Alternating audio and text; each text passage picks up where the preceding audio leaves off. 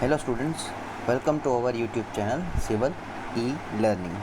તો અત્યાર સુધી આપણે ચેપ્ટર 1 to 4th, 5th અને 6thના MCQ, એમના સોલ્યુશન અને ડિસ્ક્રિપ્શન જોયા.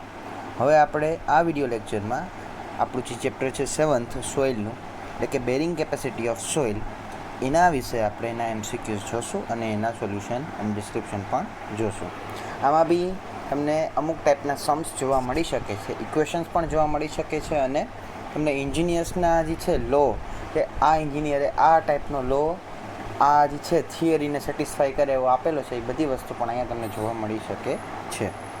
તો ચલો સ્ટાર્ટ કરીએ આપણું જે છે ચેપ્ટર નંબર 7, જેનું નામ છે load bearing capacity of soil, અથવા તો bearing capacity of soil.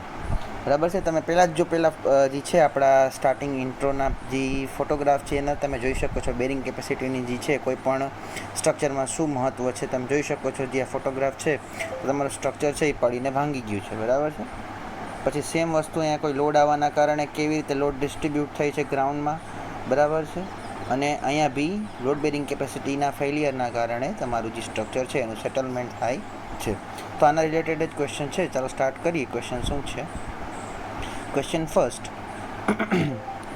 The bottom portion of any building which is directly in a contact with the ground is known as. બરાબર છે. The bottom portion, એક બિલ્ડિંગનો bottom portion જે તમારા જે છે ground એના ડાયરેક્ટલી કોન્ટેક્ટમાં હોય અને જે લોડ ડાયરેક્ટલી ગ્રાઉન્ડમાં ડિસ્ટ્રીબ્યુટ કરતો હોય એ બિલ્ડિંગના બોટમ પોર્શનને શું કહેવામાં આવે છે? તો કે એને કહેવામાં આવે છે ફૂટિંગ. બરાબર છે. સૌથી લાસ્ટ પોર્શન છે જે બિલ્ડિંગનો, જે તમારા ગ્રાઉન્ડના કોન્ટેક્ટમાં છે, એને કહેવામાં આવે છે ફૂટિંગ. તો બાકીના ઓપ્શનમાં જે છે કોફર છે, હાલો એ તો એક ડીપ ફાઉન્ડેશનનો ટાઈપ છે, કોફર ડેમ તરીને આવે છે, અને પાઇલ છે એ ડીપ ફાઉન્ડેશનનો ટાઈપ છે.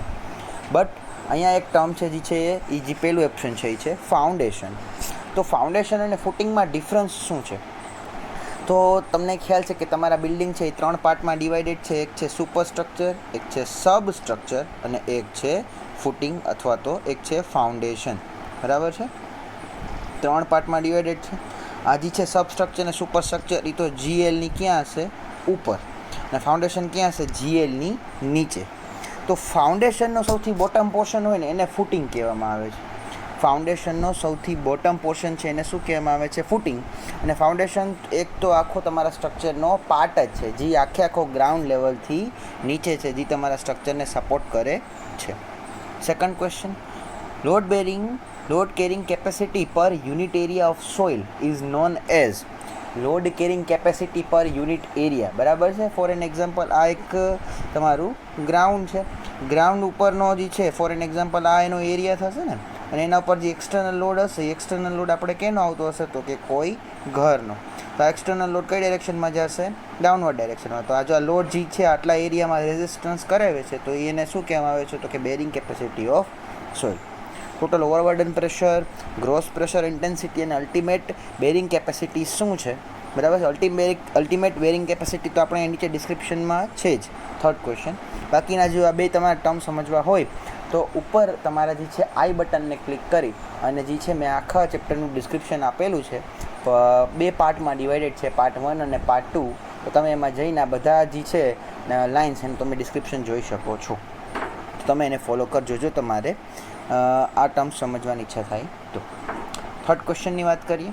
થર્ડ ક્વેશ્ચન છે maximum unit pressure resisted at a base level of a construction without being settled or being ruptured is known as.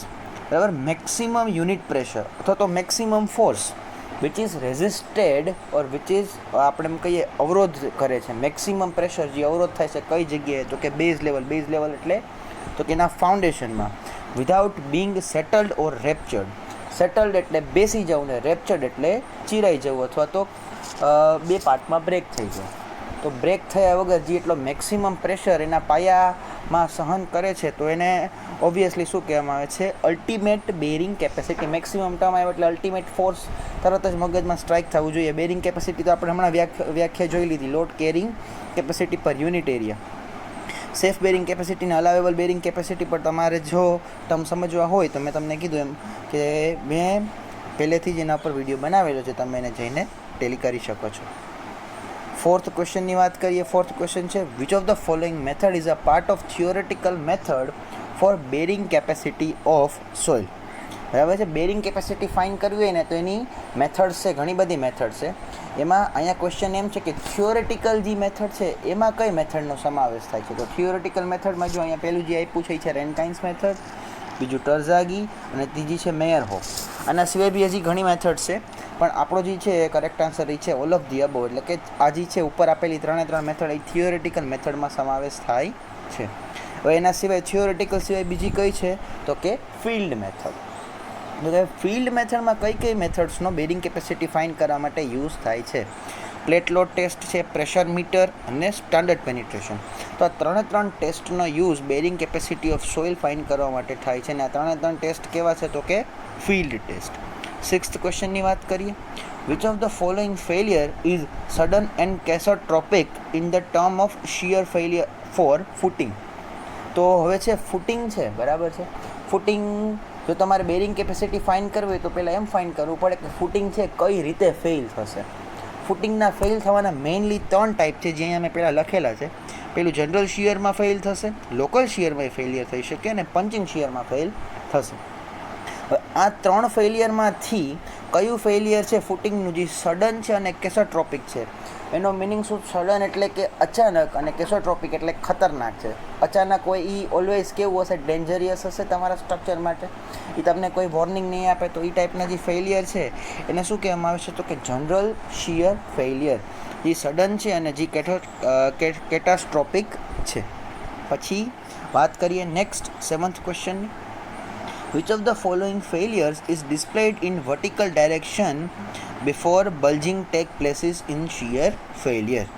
તો નીચે આપેલા ફેલિયર્સમાંથી કયા ફેલિયરમાં પહેલાં વર્ટિકલ ડાયરેક્શનમાં તમને શિયર જોવા મળશે? બરાબર ને. અહીંયા એક ટર્મને હું ઇન કેસ એડ કરું તો વર્ટિકલ ડાયરેક્શનમાં શિયર તમને જોવા મળશે before bulging take places in shear failure. તો એ જે ટર્મ છે એને કહેવામાં આવે છે લોકલ શિયર ફેલિયર.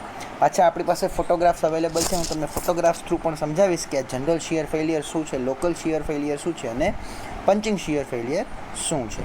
અત્યારે યાદ રાખવાનું તમને એમ કે સડન અને કેસોટ્રોપિક છે તો જનરલ શિયર, અને વર્ટિકલ ડાયરેક્શનમાં પહેલાં શિયર ફેલિયર થાય છે અને પછી બલ્જિંગ આવે છે તો એને કહેવામાં આવે છે લોકલ શિયર ફેલિયર. જોઈ શકો છો જો અહીંયા સૌથી પહેલો જે ફોટોગ્રાફ છે ને આ જનરલ શિયર ફેલિયરનું છે. તો હજી તમારું આ ફાઉન્ડેશન છે એ ગ્રાઉન્ડમાં એક્સટ્રેક્ટ થયું તો એના કારણે જે સોઇલ છે એ કઈ જગ્યાએ આવેલી ગઈ, અપવર્ડ ડાયરેક્શનમાં જવાનો ટ્રાય કર્યો તો તમે જોઈ શકો છો અહીંયા ઉપર આ બલ્જિંગ, અને બલ્જિંગ કહેવાય કે સોઇલનો જે પાર્ટ છે એ કઈ જગ્યાએ આવેલો ગયો? ગ્રાઉન્ડ ઉપર વર્ટિકલ ડાયરેક્શનમાં અપવર્ડ ગયો. હવે જે આ બીજું છે એ છે લોકલ શિયર ફેલિયર. તો લોકલ શિયર ફેલિયરમાં બલ્જિંગ કેવું થઈ ગયું? ઓછું. અને જે બધો ફોર્સ છે હવે કઈ જગ્યાએ જાય છે તો કે ગ્રાઉન્ડ લેવલમાં. અને ત્રીજું ફેલિયર છે એ છે તમારું પંચિંગ શિયર ફેલિયર. અને પંચિંગ શિયર ફેલિયરમાં બલ્જિંગ જેવું કંઈ જોવા જ નથી મળતું. આખું ફાઉન્ડેશન ક્યાં આવેલું જાય છે? ગ્રાઉન્ડની અંદર બેસી જાય છે. અને આટલો જ એનો ફેલિયર પ્લેન છે. આનો ફેલિયર પ્લેન આટલો છે અહીંયા સુધીનો, અને આનો ફેલિયર પ્લેન અહીંયા સુધીનો. સૌથી ઓછો ફેલિયર પ્લેન કોનો છે તો કે પંચિંગ શિયર ફેલિયરનો છે.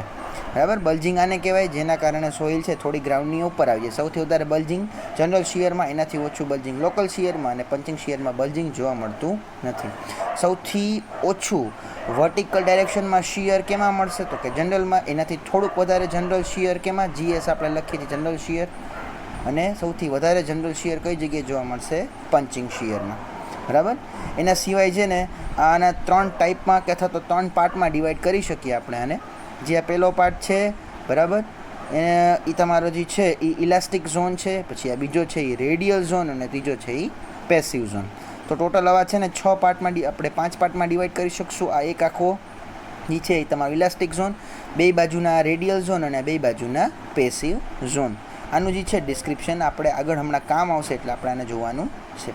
અત્યારે ખાલી એટલું યાદ રાખવાનું કે local shear failure, general shear failure અને પંચિંગ શિયર ફેલિયર.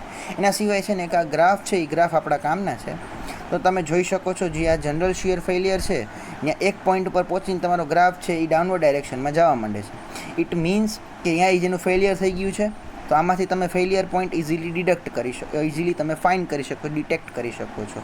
જો આમાં કોઈ જાતનું ફેલિયર તમે ક્યાંય જોવા મળતું નથી, કોન્સ્ટન્ટલી આ વેલ્યુ વધતી જાય છે, એટલે આમાં તમારે લોડ જે છે કઈ જગ્યાએ મેક્સિમમ થયો એ ફાઇન્ડ ના કરી શકીએ. પંચિંગ શિયર ફેલિયરમાં બી જો બે ગ્રાફ છે, એમાંથી બેમાંથી ક્યારેય તમારો જે છે ગ્રાફ એ સ્ટોપ નથી થતો, કોન્સ્ટન્ટલી વધતો જાય છે, એટલે એમાં પણ તમે ગ્રાફ પરથી ફેલિયર ગોતી શકો નહીં. 8th ક્વેશ્ચન છે આપણો, which of the following shear failure for footing occurs around the periphery of footing in the term of vertical shear? કે નીચે આપેલા જે ફૂટિંગ શિયરના ફેલિયર છે એમાંથી કયું ફેલિયર છે એ તમારા ફૂટિંગની પરિઘની આસપાસ થાય છે. પરિઘની આસપાસ થતું એવું ખાલી પરિઘની આસપાસ, તો આ છે પંચિંગ શિયર ફેલિયર. જો આ તમારું જે છે ફૂટિંગ અને આ એનું પરિઘ, તો આ પરિઘની આસપાસ જ એનું ફેલિયર થયું. અને કયા ટાઈપનું ફેલિયર કહેવામાં આવે છે? તો કે પંચિંગ શિયર ફેલિયર. પછી 9th ક્વેશ્ચનની વાત કરીએ, for shear failure in which type failure point is easily got by the study of load versus settlement curve. તો આપણે હમણાં જ 3 લોડ વર્સિસ સેટલમેન્ટના કર્વ જોયા. તો આ કયા કર્વમાંથી તમને આઈડિયા તમે મળી શકે કે આ સ્ટ્રક્ચર ફેલ થઈ ગયું? જો અહીંયા તમને પહેલાં જનરલ શિયરમાં ત્યાં આઈડિયા આવે છે કે આ પોઈન્ટથી આખો ગ્રાફ નીચે ડાયરેક્શન એને ડાયરેક્શન ચેન્જ કરી મીન્સ આ સ્ટ્રક્ચર ફેલ. આમાં ગ્રાફ કોન્સ્ટન્ટલી ઇન્ક્રીઝ થાય છે અને આમાં પણ ગ્રાફ કોન્સ્ટન્ટલી ઇન્ક્રીઝ થાય છે, એટલે આન્સર આવશે એ છે તમારો general shear failure. General shear ફેલિયરમાં તમે ફેલિયર પોઈન્ટ લોડ વર્સિસ સેટલમેન્ટના કર્વ પરથી ફાઇન્ડ કરી શકો. 10th ક્વેશ્ચનની વાત કરીએ, which of the following failure resulted less than 5% of strain. તો ફેલિયર થવાના કારણે કાંઈક એના શેપમાં ચેન્જ આવશે, તો જે શેપમાં ચેન્જ આવશે એને આપણે સ્ટ્રેઇન કહીએ છીએ. તો સ્ટ્રેઇન છે એની કાંઈક વેલ્યુ હોય, તો સ્ટ્રેઇનની વેલ્યુ કેટલી હશે? તો આમાં એમ કીધું છે કે કયા ટાઈપના ફેલિયરમાં સ્ટ્રેઇનની વેલ્યુ લેસ દેન 5% છે, એટલે ફોર્સ લાગવાના કારણે થોડું ઘણું ચેન્જીસ આવે છે. એના ટોટલ જે છે પાર્ટમાંથી કેટલા પાર્ટમાં ચેન્જ આવે છે કે ઓનલી 5%. તો એનો આન્સર આવશે એ છે general shear failure. Local shear failure કહે તો આ જે છે સ્ટ્રેઇન એની વેલ્યુ આવશે 10 to 20%. પંચિંગ શિયર ફેલિયરમાં આવો કોઈ ફિનોમિના તમને જોવા મળતો નથી, સ્ટ્રેઇન નથી થતું, ડાયરેક્ટલી ફેલિયર થાય છે. બાકી બેમાં તમારા જનરલ શિયર ફેલિયરમાં લેસ દેન 5% અને લોકલ શિયર ફેલિયરમાં 10 to 20%. પછી નેક્સ્ટ ક્વેશ્ચન છે આપણો question number 11, angle of internal friction for local shear failure is. બરાબર છે, લોકલ શિયર ફેલિયર માટે એંગલ ઓફ ઇન્ટરનલ ફ્રિક્શન કેટલું લેવાનું થશે? તો અહીંયા જે આપણો કરેક્ટ આન્સર એ છે phi is greater than 28 degree આપણું આવશે. બરાબર છે, 28 ડિગ્રી જે છે તમારો phi એના કરતાં વધારે જે છે એંગલ એ તમારો એંગલ ઓફ ઇન્ટરનલ ફ્રિક્શન બનશે. કોના માટે? તો કે લોકલ શિયર ફેલિયર માટે. જનરલ શિયર ફેલિયર કે તો એ આવશે greater than 25 degree angle. Next ક્વેશ્ચનની વાત કરીએ, question number 12, as per the analysis of Terzaghi, zone 1 of a failure plane is known as elastic zone. બરાબર છે, કરેક્ટ આન્સર છે એ છે આપણો ઇલાસ્ટિક ઝોન. હું તમને પાછો એક ફોટોગ્રાફ બતાવી દઉં, આપણે હમણાં જોયેલો હતો આ જે છે ફોટોગ્રાફ આ વાળો, આ જે આ ગ્રીન છે એ ઇલાસ્ટિક ઝોન છે, એની પેરીફરીની અરાઉન્ડ થાય છે. પછી આ જે આ છે બીજો ઝોન, આ ઝોન 2, આને કહેવાય રેડિયલ ઝોન, અને આ બ્લુ કલરમાં આપ્યો છે એ છે ઝોન 3, એને કહેવાય પેસિવ ઝોન.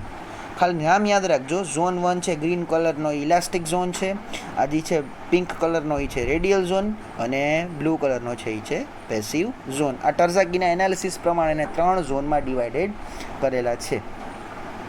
તો કરેક્ટ આન્સર એ છે આપણો ઇલાસ્ટિક ઝોન. પછી 13th question, as per the analysis of Terzaghi the edges of zone 3 is making blank angle with the horizontal plane. તો વળી પાછો ફોટોગ્રાફને જ આપણે ટેલી કરીએ. આ તમારો ફોટોગ્રાફ છે, આ પેસિવ ઝોન છે એ ઝોન 3 છે, એ હોરિઝોન્ટલ સાથે કેટલાનો ખૂણો બનાવે છે? તો એ યાદ રાખજો, હોરિઝોન્ટલ સાથે કેટલાનો ખૂણો બનાવે છે? તો કે 45 માઇનસ 5/2. બરાબર છે, 45 માઇનસ 5/2. પછી next question 14th, as per the analysis of Terzaghi, what is the equation of bearing capacity of soil for a strip footing? ટર્ઝાગીએ એક એનાલિસિસ કર્યું, બરાબર છે, બેરિંગ કેપેસિટી માટે. તો એને કંઈક બેરિંગ કેપેસિટી ફાઇન્ડ કરવાનું, અલ્ટિમેટ બેરિંગ કેપેસિટી ફાઇન્ડ કરવાનું એક ઇક્વેશન આપ્યું. એ અલગ અલગ ફૂટિંગ માટે અલગ અલગ આપ્યું. જેમ કે અહીંયા એને એક સ્ટ્રીપ ફૂટિંગનું પૂછ્યું છે. સ્ટ્રીપ ફૂટિંગ માટે શું ઇક્વેશન આપ્યું? તો આ ફર્સ્ટ છે એ કરેક્ટ આન્સર છે આપણો. QF equals to C into NC plus gamma into D into NQ plus 0.5 into gamma into B into N gamma. A second છે ઇક્વેશન ઇફ તમારા સર્ક્યુલર ફૂટિંગનું છે, અને જે થર્ડ છે ઇક્વેશન એ છે સ્ક્વેર ફૂટિંગનું. માઇનર ચેન્જીસ છે. જો જોઈ શકો છો તમે સર્ક્યુલર અને સ્ક્વેર ફૂટિંગમાં જુઓ, પહેલાં જે છે સ્ટ્રીપ ફૂટિંગની જગ્યાએ અહીંયા છે 1.2 મલ્ટીપ્લાય વધી ગયા, અને જ્યાં 0.5 હતા સ્ટ્રીપમાં એ સર્ક્યુલરમાં 0.3 થઈ ગયા અને સ્ક્વેરમાં 0.4 થઈ ગયા. એટલે એક જ ઇક્વેશન યાદ રાખવાનું છે, પછી પાછળની વેલ્યુ તમે એની સાથે ચેન્જ કરી શકો. 15th ક્વેશ્ચનની વાત કરીએ. The analysis of Terzaghi is suitable for shallow foundation only. This sentence is true or false? તો ટર્ઝાગીએ જે એનાલિસિસ કર્યું એ ખાલી શેલો ફાઉન્ડેશન માટે જ પોસિબલ છે. આ જે છે વસ્તુ ટ્રુ છે કે ફોલ્સ એ પૂછે તો yes, this sentence is true, કે ખાલી શેલો ફાઉન્ડેશન તમે છે એના માટે ટર્ઝાગીની એનાલિસિસ સુટેબલ છે, ડીપ ફાઉન્ડેશન માટે સુટેબલ નથી. નેક્સ્ટ ક્વેશ્ચનની વાત કરીએ તો હવે જે છે ક્વેશ્ચન એ આપણા છે પ્લેટ લોડ ટેસ્ટ માટે. પ્લેટ લોડ ટેસ્ટ એક ફિલ્ડ ટેસ્ટ છે, બેરિંગ કેપેસિટી ફાઇન્ડ કરવાનું, જે અહીંયા ફિગર તમે જોઈ શકો છો સાઈડમાં. તો હવે આના માટેનો ટેસ્ટ છે એ મોસ્ટલી આપણા ગ્રાઉન્ડ ઉપર જે છે કોહેઝિવ સોઇલ એના ઉપર આપણે કરવામાં આવે છે. તો જોઈએ કેવી રીતે એને પરફોર્મ કરીએ છીએ આપણે, અને એના માટેના અમુક ક્રાઇટેરિયા શું છે. તો એમાં જે છે 16th ક્વેશ્ચન એવો કંઈક છે કે what should be the least size of plate in plate load test for bearing capacity of soil. તો અહીંયા જે છે એક પ્લેટ રાખવામાં આવશે. અહીંયા જે મેં ડાર્ક કર્યું અહીંયા એક પ્લેટ રાખવામાં આવશે. તો આ જે પ્લેટ છે એની સાઇઝ કેટલી રાખવી? ઓછામાં ઓછી. તો ઓછામાં ઓછી જે પ્લેટની સાઇઝ છે એ રાખવાની છે તમારે 30 × 30 સેન્ટીમીટર, અને મેક્સિમમ તમારે રાખવાની ઈચ્છા થાય તો તમારે છે 75 × 75 સેન્ટીમીટર મેક્સ સાઇઝ. પછી તમે ફોર એન એક્ઝામ્પલ અહીંયા પ્લેટ કરી, તો પ્લેટની કંઈક વિર્થ તમને ખબર છે. તો આ જે છે આ ટ્રેસ્ટ પીટ છે, તો ટ્રેસ્ટ પીટની વિર્થ પ્લેટની વિર્થના કેટલા ગણી રાખવાની છે? નેક્સ્ટ ક્વેશ્ચન એવો છે. In plate load test the width of pit એટલે કે trial pit is dash times of the width of plate. તો કેટલા ટાઈમ્સ? તો કે 5 ટાઈમ્સ. આની પ્લેટ જે ફોર એન એક્ઝામ્પલ 1 મીટર હોય તો આ જે છે આની વિર્થ કેટલી રાખવાની તમારે? 5 મીટર, એની 5 ગણી. પછી નેક્સ્ટ ક્વેશ્ચન છે 18th. For plate load test ultimate bearing capacity of soil of a cohesive soil is determined by. તો હવે અહીંયા શું કહેવા માંગે છે કે તમે ફોર એન એક્ઝામ્પલ આ ટેસ્ટ કરો, તો જો કોહેઝિવ સોઇલ માટે આ ટેસ્ટ કરશો ને તો જેટલી વેલ્યુ તમને મેક્સિમમ કેપેસિટી મળી, QFની વેલ્યુ મળી, એટલી તમારા પ્લેટની જેટલી વેલ્યુ મળી એટલી જ તમને મેક્સિમમ એની કેપેસિટીની વેલ્યુ મળશે. પણ જો તમે આ ટેસ્ટ કોહેઝિવ લેસ સોઇલ માટે કરો ને તો અહીંયા જે છે તમારી વેલ્યુ કંઈક ચેન્જ થશે. એ જો સેકન્ડ ઇક્વેશન છે, તો તમારે બેરિંગ કેપેસિટી કેવી રીતે ફાઇન્ડ કરવી પડશે? QF/QP = BF/BP. આ જો તમારે ડિસ્ક્રિપ્શન જોવું હોય તો પાછું એક વખત હું કહી દઉં છું કે આપણે પહેલેથી વિડીયો આના પર બનાવેલો છે, તમે આનું ડિસ્ક્રિપ્શન એ વિડીયોમાં જઈને જોઈ શકો છો. 19th ક્વેશ્ચનની વાત કરીએ. ઓકે, ચલો વાત કરીએ question number 19th. Question number 19th કંઈક એવું કહે છે, which of the following limitation is included in plate load test. તો જ્યારે તમે પ્લેટ લોડ ટેસ્ટ પરફોર્મ કરો તો પ્લેટ લોડ ટેસ્ટમાં તમને કયા કયા લિમિટેશન્સ જોવા મળે? તો એમાં જે પહેલું છે લિમિટેશન એ સાઇઝ ઇફેક્ટ, બીજું છે ટાઈમ ઇફેક્ટ, અને ત્રીજું છે એ છે સ્કેલ ઇફેક્ટ, અને આપણો કરેક્ટ આન્સર છે ઓલ ઓફ ધી અબવ. હવે આને આપણે થોડું ઇન ડિટેલમાં સમજવું હોય તો અહીંયા હું તમને થોડું ડિસ્ક્રિપ્શન સમજાવું છું. ફોર એન એક્ઝામ્પલ તમે જે ટેસ્ટ કરો છો આટલી પ્લેટમાં કરવાના છો, તો પ્લેટની સાઇઝ આપણે ફોર એન એક્ઝામ્પલમાં અહીંયા આટલી છે, અને જે એકચ્યુઅલ ફાઉન્ડેશન છે એની તો મીટર્સમાં સાઇઝ હશે ને, આની તો સેન્ટીમીટરમાં છે. તો જે આના કારણે જે તમને ફોર્સનો જે જોવા મળશે એરિયા એટલો કંઈક હશે, કંઈક આટલા જ એરિયામાં તમે એની ઇફેક્ટ જોઈ શકો જ્યારે ફાઉન્ડેશનના કારણે લાર્જર એરિયા પિક્ચરમાં આવે. તો આ એક લિમિટેશન છે, તમને આટલા જ એરિયાથી તમે આ આખા એરિયાને તમે ડિટેલ ચેક કરી શકો નહીં. તમે પ્રિડિક્ટ ના કરી શકો કે આટલા એરિયામાં જે ફેલિયર થવાનું છે આખા એરિયામાં સેમ ફેલિયર થશે. એ બીજું છે એ છે ટાઈમ ઇફેક્ટ. ટાઈમ ઇફેક્ટ એટલે કે બે ટાઈપની સોઇલ છે, એક કોહેઝિવ સોઇલ અને કોહેઝિવ લેસ સોઇલ. જે કોહેઝિવ સોઇલ છે એ છે એમાં જે કન્સોલિડેશનની પ્રક્રિયા છે, ટૂંકમાં એના જે છે વોઇડ્સમાંથી વોટર દૂર થવાની પ્રક્રિયા એ લાઈફ ટાઈમ ચાલુ હોય. અને આ ટેસ્ટ છે એ તમારા એક પ્રી ડિટરમાઇન ટાઈમમાં કરવાના છો, તો ટાઈમ એક ઇફેક્ટ થશે કે નહીં કોહેઝિવ સોઇલ માટે? યસ. તો કોહેઝિવ સોઇલ માટે જે તમને વેલ્યુ મળશે એ કેવી મળશે? ઇનએપ્રોપ્રિએટ મળશે, એપ્રોક્સિમેટ વેલ્યુ મળશે, કરેક્ટ વેલ્યુ મળશે નહીં. પછી સ્કેલ ઇફેક્ટ પણ મેં કહી દીધું કે જે સ્કેલ છે આના માટે તમે જે કરવાના છો એ સ્કેલ ઇફેક્ટ આ બે ઇક્વેશનથી તમે એને ડિરાઈવ કરી શકો. એ કેવી રીતે છે આપણા વિડીયોમાં તમારે જોવું હોય તો વિડીયોઝ મેં આગળ અપલોડ કરેલા છે. નેક્સ્ટ ક્વેશ્ચનની વાત કરીએ. ક્વેશ્ચન નંબર 20 શું કહે છે? When the depth of footing is less than or equal to its width the foundation is known as shallow foundation. જ્યારે ફાઉન્ડેશનની ડેપ્થ એના વિડ્થની ઇક્વલ અથવા તો એના વિડ્થથી ઓછી હોય તો એને શું કહેવામાં આવે છે? શેલો ફાઉન્ડેશન. જ્યારે એની ડેપ્થ એના વિડ્થ કરતાં વધારે હોય એને કહેવામાં આવે છે ડીપ ફાઉન્ડેશન. લોંગ અને શોર્ટ એવા કોઈ ટર્મ નથી. નેક્સ્ટ ક્વેશ્ચનની વાત કરીએ. ક્વેશ્ચન નંબર 21 પછી ક્વેશ્ચન એવો છે કંઈક, which of the following is a part of shallow foundation. નીચે આપેલા પૈકી કયો છે એ શેલો ફાઉન્ડેશનનો એક ટાઈપ છે અથવા તો શેલો ફાઉન્ડેશનનો એક એક્ઝામ્પલ છે.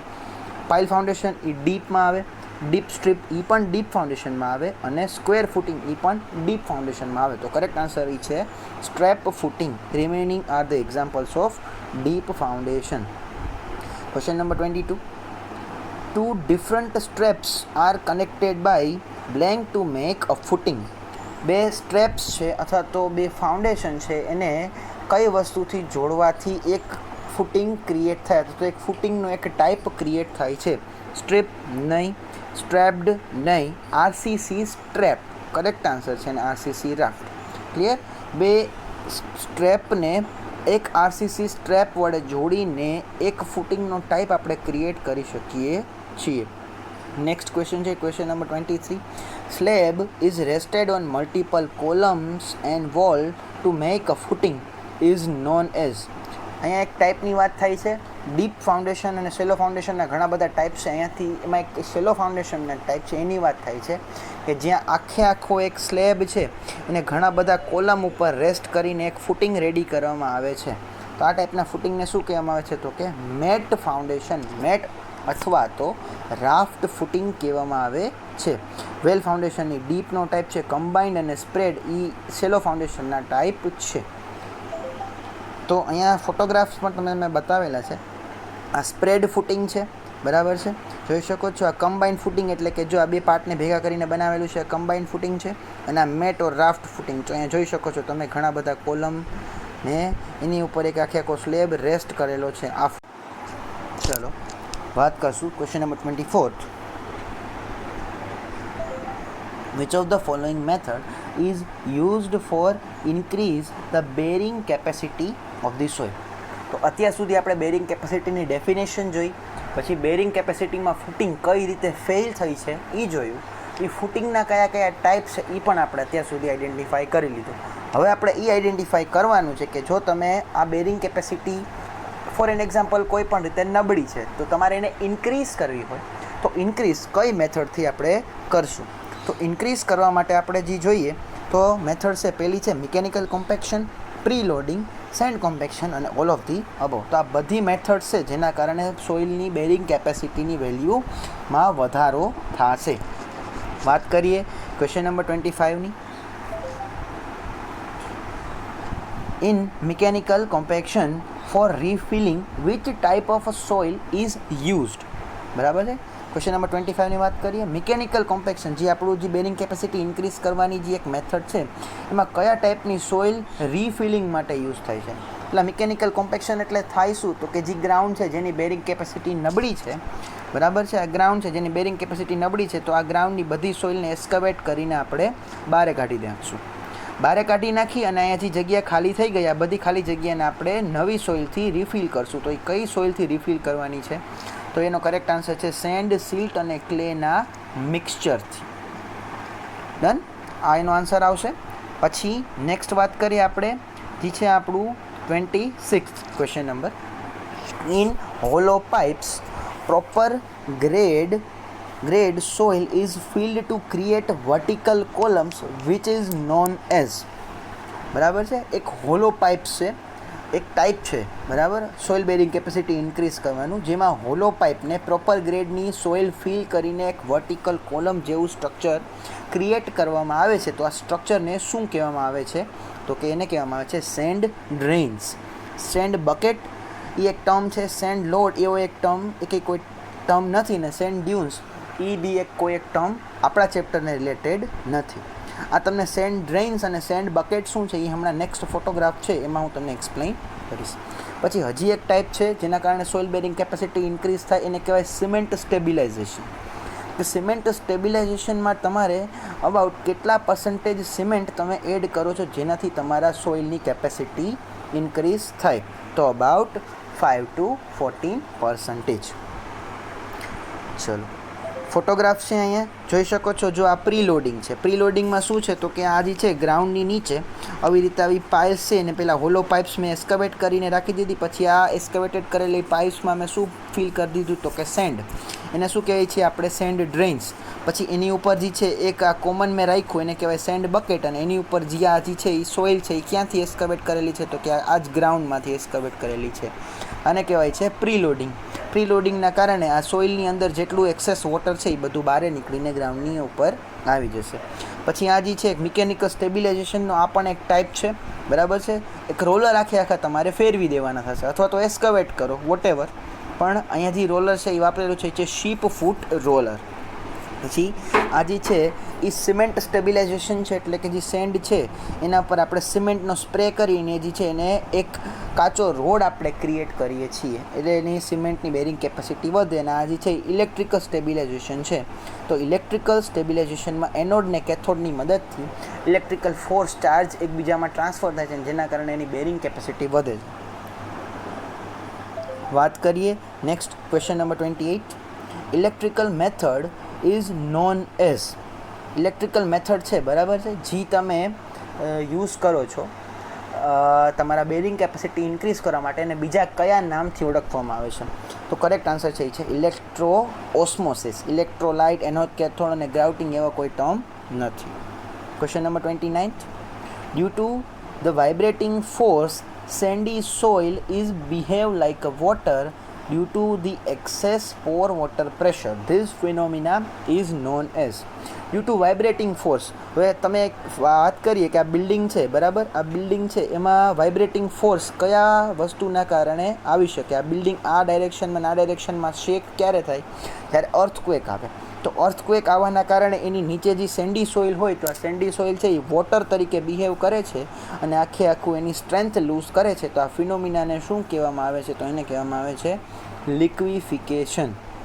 મોસ્ટલી જે ફેલિયર તમારે જોવા મળે છે સ્ટ્રક્ચરના ડ્યુરિંગ અર્થક્વેક, એનું મેઇન રીઝન એ છે લિક્વિફિકેશન. ક્લિયર? નેક્સ્ટ વાત કરીએ chapter number question number 30. Question number 30 એવું કહે છે which of the following factor is not responsible for liquefaction. તો લિક્વિફિકેશન થવાના અમુક ફેક્ટર્સ છે, એમાંથી કયું ફેક્ટર છે એ અહીંયા આપેલા ફેક્ટર છે એ રિસ્પોન્સિબલ નથી. તો પહેલું ફેક્ટર છે એ છે ગ્રેન્યુઅલ સોઇલ. ગ્રેન્યુઅલ સોઇલ એટલે કે દાણાદાર સોઇલ છે, બરાબર. આ દાણાદાર સોઇલ્સ ઇનકેસ ગ્રાઉન્ડની અંદર હશે તો શેક થવાના કારણે આ જે છે એના વચ્ચે ક્રેક્સ પડશે ને ક્રેક્સ થવાના કારણે લિક્વિફિકેશન થશે. તો સોઇલ કેવી હોવી જોઈએ? એકચ્યુઅલીમાં બ્રેકેટમાં મેં લખેલું છે એવી સોઇલ હોવી જોઈએ જેથી લિક્વિફિકેશન ના થાય. તો કોહેઝિવ સોઇલ હોવી જોઈએ, જે સોઇલના પાર્ટિકલ એકબીજા સાથે સ્ટીક હોય. ડેન્સ સોઇલ હશે તો પણ લિક્વિફિકેશન થશે નહીં, બરાબર. સોફ્ટ સોઇલ હોય તો એનું લિક્વિફિકેશન થશે, ડેન્સ સોઇલનું અથવા તો લૂઝ સોઇલનું લિક્વિફિકેશન થશે. અને મેં બ્રેકેટમાં લખેલા છે એ લિક્વિફિકેશન ન થવાના કારણો છે, અને બાકીના જે છે ફર્સ્ટ ઓપ્શન એ છે લિક્વિફિકેશન થવાના કારણો. તો સેચ્યુરેટેડ સોઇલ હશે, આખી તમારી વોટર રિલેટેડ સોઇલ હશે તો એમાં લિક્વિફિકેશન ઝડપી થશે, ડ્રાય સોઇલમાં લિક્વિફિકેશન ધીમું થશે. અને જો ડાયનામિક ફોર્સ હશે તો લિક્વિફિકેશન ઝડપથી થશે, અને સ્ટેટિક ફોર્સ હશે તો લિક્વિફિકેશન થશે નહીં. નેક્સ્ટ વાત કરીએ આપણું જે છે 31st question. Which of the following cures are useful to prevent liquefaction. લિક્વિફિકેશનને પ્રિવેન્ટ કરવા માટે નીચે આપેલા પૈકી કયો જે છે ક્યોર અથવા તો નિવારણ એ યુઝફુલ છે? જે પેલું નિવારણ છે એ પાઇલ ફાઉન્ડેશન ક્રિએટ કરો, સરચાર્જ લોડિંગ આપો, સેન્ડ ડ્રેન્સ ક્રિએટ કરો અને ઓલ ઓફ ધી અબો. તો બધી જ છે એ તમારા લિક્વિફિકેશનને પ્રિવેન્ટ કરવાના ક્યોર્સ છે, એને નિવારણ છે કહી શકાય આપણે એને. પાઇલ ફાઉન્ડેશન પણ છે એ તમે પ્રોવાઈડ કરી નાખો, સરચાર્જ લોડિંગ પ્રોવાઈડ કરી નાખો, સેન્ડ ડ્રેન્સ તો આપણે હમણાં જોયું કે એ રીતે ક્રિએટ કરવાના છે, અને લાસ્ટ છે ઓલ ઓફ ધી અબો. જોઈએ આ ચેપ્ટરનો લાસ્ટ ક્વેશ્ચન એક સમ છે, બરાબર. સમ કંઈક એવો છે, for strip footing the width is 1 metre and the depth is 0.9 rested on cohesive less soil. Cohesive less soil means C equals to 0, cohesion છે નહીં. By using the property of soil find the value of general shear failure. બરાબર, નીચે આપેલી વેલ્યુનો use કરીને general shear ફેલિયરની જે value છે strip footing માટે ફાઇન્ડ કરવાની છે. તો હમણાં જ આપણે છે ને અમુક ક્વેશ્ચન્સ પહેલાં આપણે જોયું હતું કે સ્ટ્રીપ ફૂટિંગ માટે જે અલ્ટિમેટ બેરિંગ કેપેસિટી ફાઇન્ડ કરવાનું ઇક્વેશન શું છે, તો કે QF equals to C into NC plus gamma into D into NQ plus 0.5 into gamma into B into N gamma. Cohesive less soil છે એટલે C ઇક્વલ્સ ટુ 0, તો C equals to 0 તો આખું આ ટર્મ 0 થઈ ગયું ને પહેલું ટર્મ. તો એ ટર્મ ઇનકેસ છે તો બી મેં અહીંયા વેલ્યુ એને પુટઅપ કરેલી છે. NC એટલે 65.4 પ્લસ તમારું જે છે ગેમા જે છે એ કેટલું છે તમારું, તો કે 19. જો આ રકમમાં આપેલો છે કિલોન્યુટન પર મીટર સ્ક્વેર, તો અહીંયા મેં પુટ કર્યું છે. ડેપ્થ આપણે 0.9 તો એ અહીંયા મેં રાખેલી છે, અને NQ તો એ NQ કેટલું છે, તો કે 49.4. પછી 0.5 આપણું ટર્મ છે, ગેમા છે એ વળી પાછું 19 અહીંયાથી મેં સિલેક્ટ કર્યું. વિડ્થ છે એ આપણું લખેલું છે તો કે 1 મીટર છે, અને N ગેમા છે એ 54 છે. તો એની આન્સર જે છે તમે કેલ્સીમાં કરશો તો એ આવશે 1357.74 કિલોન્યુટન પર metre square. Clear?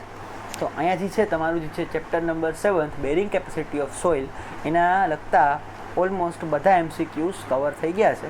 I hope તમને બધા આઈડિયા અહીંયાથી આવી ગયા હશે. Thank you.